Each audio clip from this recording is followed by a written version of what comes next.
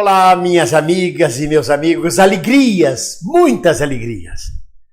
Hoje, sem sombra de dúvida, assistiremos ao segundo capítulo da emocionante novela Pompeia, a Mulher de César. Vale recordar que Júlio César era imperador de Roma no ano 62 a.C. E durante uma festa, um tribuno chamado Cláudio teria se vestido de mulher e entrado nos aposentos de Pompeia e teria traído Júlio César, possuindo Pompeia. Júlio César não quis nem saber do julgamento, absolveu Cláudio, não acreditou na história, foram todos absolvidos. Ainda assim, Júlio César pediu divórcio e foi questionado. O Senado romano perguntou a ele: sim, mas se ela era inocente, por que você pediu divórcio dela? E ele respondeu: porque a mulher de César deve estar acima de qualquer suspeita. E ontem, quando eu vi a declaração do presidente Bolsonaro, que tem total confiança no juiz, no ministro Moro, eu me lembrei dessa história, dessa novela de Pompeia, real, de Pompeia e Júlio César. Só que aqui como farsa, invertidos os valores. Não basta, é o contrário. Se por um lado Pompeia não bastava ser honesta, tinha que parecer ser honesta. Aqui, no caso, não basta parecer ser honesto, tem que ser honesto. E aí, neste episódio do The Intercept contra o juiz Moro e contra Dallagnol, o Merval vem com uma coluna, com um artigo dizendo que as provas foram obtidas de formas ilegais e que, portanto, não são provas aqui nem em lugar nenhum do mundo. Querido Merval, em se tratando da jurisprudência brasileira e se tratando do juiz Moro, das suas próprias sentenças, não há necessidade de provas, basta a convicção. Foi com esta base que ele condenou Lula, por convicção e não por provas. Parece que pimenta só arde no fiofó dos outros. Mas o pau que dá em Chico também dá em Francisco. A história vai ficando cada vez mais escabrosa, sobretudo porque o pessoal do The Intercept informa que o que foi divulgado é apenas 1% de todo o mistério, de todo o enredo desta novela. Imagine 99% do que vem por aí. Vai ficar emocionante. Por mais que a mídia e a grande mídia da classe dominante tente blindar, tente esconder da população os termos dos arquivos revelados. A mídia tem se limitado muito mais às desculpas esfarrapadas, às notícias do lado dominante, do que de informar exatamente o que o The Intercept denuncia. Mas nós sabemos disso. E é por isso que existe a internet, as redes sociais, os blogueiros, os canais de YouTube. Mais do que nunca compete a nós fazer o papel que a grande mídia não faz. Vocês me desculpem de eu iniciar esse canal de hoje com esta brincadeira de Pompeia, a Mulher de César, para um assunto tão sério. Mas aí me vem uma outra história na cabeça, uma ficção, uma fantasia. Imaginem vocês um plano fantástico e mirabolante de ascensão na carreira.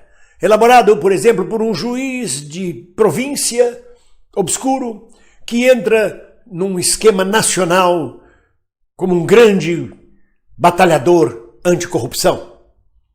Entra ele e entram os seus aliados, que aliados à grande mídia e à fake news, elegem um incapaz, um rei de Espanha do Diário de um Louco, para governar a nação. Imediatamente, por ter ajudado este rei de Espanha a ser o rei da Espanha, neste país fantasioso, em plena fantasia, como eu digo a vocês, este juiz de província é imediatamente guindado ao supremo cargo do Ministério da Justiça deste reino. E o passo seguinte na sua carreira é ser nomeado para o Supremo Tribunal deste reino. E o seu aliado imediatamente passa de procurador a procurador-geral. Tudo isso em pouquíssimos anos, saltando todas as etapas de um processo, de uma carreira lídima. Seria uma loucura imaginar uma fantasia dessa, e é claro, isso é só uma ilusão. Mas prosseguindo sobre o fato do Intercept em relação ao juiz Moro e ao procurador Deltan Dallagnol, a reprovação dos homens éticos e honestos desse país é geral. A OAB, o desembargador, presidente da Academia Paulista de Direito, pedem o afastamento imediato, e acho que devemos pedir mesmo o afastamento imediato do senhor ministro da Justiça e do procurador que são acusados. Não porque sejam culpados, não basta eles. Parecem honestos. Mas até que prove realmente que são honestos das acusações, devem ser afastados para que seja possível pesquisar, investigar a procedência de tais denúncias. Embora não sejam elas provas vivas, porque foram retiradas de modo ilegal e ilícito, com invasão de celulares e de redes sociais, mas por convicção é possível naturalmente fazer-se um inquérito e apurar se, além de parecer honesto, essas pessoas são realmente honestas. E de mais uma vez nós pedimos que seja anulado o processo, todos os processos, contra o ex-presidente Lula. Que diante desta suspeita, tudo passa a ser suspeito. Como disse César, a mulher de César tem que estar acima de qualquer suspeita. E se há um cargo máximo de justiça neste país, e ele fica sob suspeita, tudo mais fica manchado. Que, aliás, as forças democráticas e progressistas vêm denunciando há muito tempo que tudo não passou de uma grande armação para que o presidente Lula não pudesse ser eleito, não pudesse disputar o cargo, a eleição de presidente da República.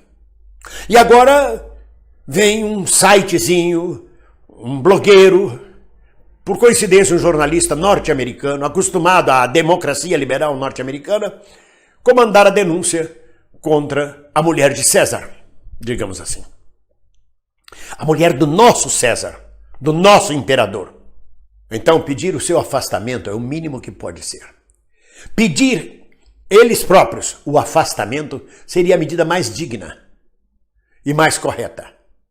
Mas não me parece que quem tem sede de poder vindo de uma província, guindado ao Planalto Central, vislumbrado por Dom Bosco como a cidade de prata e cristal, teria força, coragem suficiente para se encarar no espelho e dizer: eu vou pedir meu afastamento e deixar que corra a investigação. Não. Isso seria um gesto de extrema grandeza, de grandiosidade, e não de pessoas mesquinhas. Mesquinhos, menores, não costumam ter gestos de grandeza. Não são leões.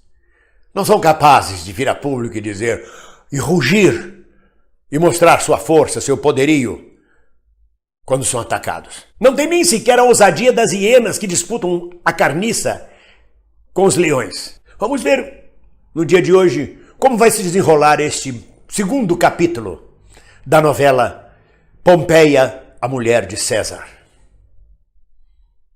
César imediatamente pediu o divórcio da mulher.